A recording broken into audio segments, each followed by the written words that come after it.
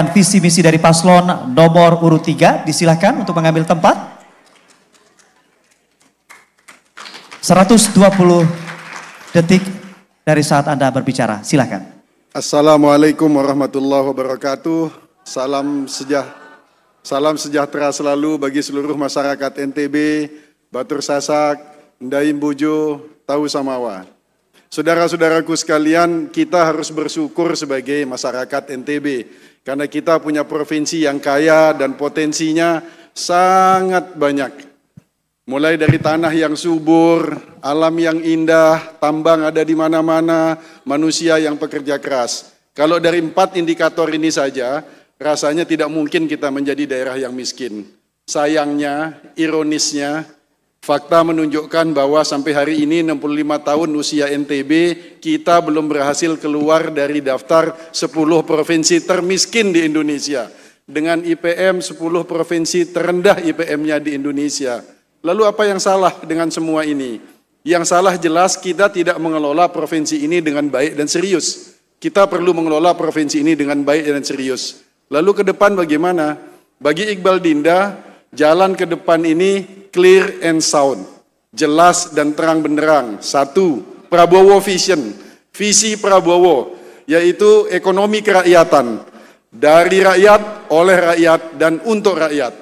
Yang kedua, koperasi harus dikuatkan, dikembalikan sebagai soko guru perekonomian nasional. Program Prabowo untuk makan bergizi gratis akan kita jadikan, kita konversi dari program sosial juga menjadi program ekonomi untuk menggerakkan perekonomian desa. Terakhir, semua ini harus kita kerjakan secara kolaboratif, melibatkan semua pihak. Semua orang harus terlibat. No one left behind. Tidak ada satu orang pun yang boleh tertinggal di dalam proses ini. Terima kasih.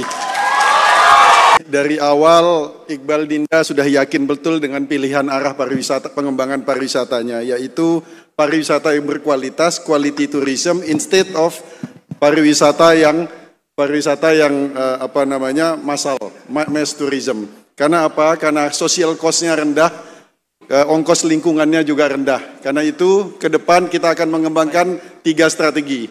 Pertama, bahwa kita akan mengedepankan quality tourism dengan berbagai cabangnya, termasuk mendorong kemungkinan menarik digital nomad ke Indonesia sehingga kita ke NTB sehingga kita bisa mengembangkan lebih banyak digital nomad di NTB.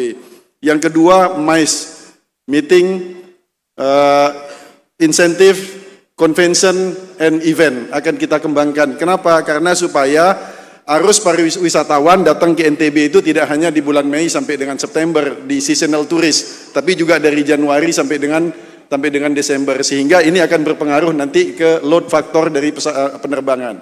Yang ketiga, kita akan membangun KEK yang khusus untuk Muslim friendly tourism. Kenapa Muslim friendly tourism? Karena ini punya pasar yang besar di Gulf countries. 6 Gulf countries ini terkenal sebagai turis yang memiliki length of stay paling panjang, memiliki spending juga paling tinggi. Ini yang akan kita kedepankan nanti. Terima kasih. Terima kasih Pak Zul dan Bu Rohmi. Memang saya belum pernah jadi gubernur, tapi saya tahu data mengenai pariwisata kita. Bayangkan NTB itu memiliki MotoGP, memiliki Mandalika super prioritas, dekat dengan Bali, punya kesempatan untuk mendapatkan luberan. Tapi Bapak Ibu tahu nggak, yang kita capai tahun lalu itu jumlah kunjungan turis hanya 1,9 dari target 2 juta. Hanya 1,9 juta. Bandingkan dengan Sumatera Barat. Sumatera Barat itu jauh dari Bali, nggak dapat luberan, nggak punya MotoGP, mereka berhasil mencapai 9,5 juta kunjungan di tahun lalu. Berarti kan ada problem dalam pariwisata kita ini. Length of stay. Jadi terpaksa kita harus berpikir sedikit rumit sih Pak, daripada berpikir sederhana tapi tidak menghasilkan apa-apa gitu.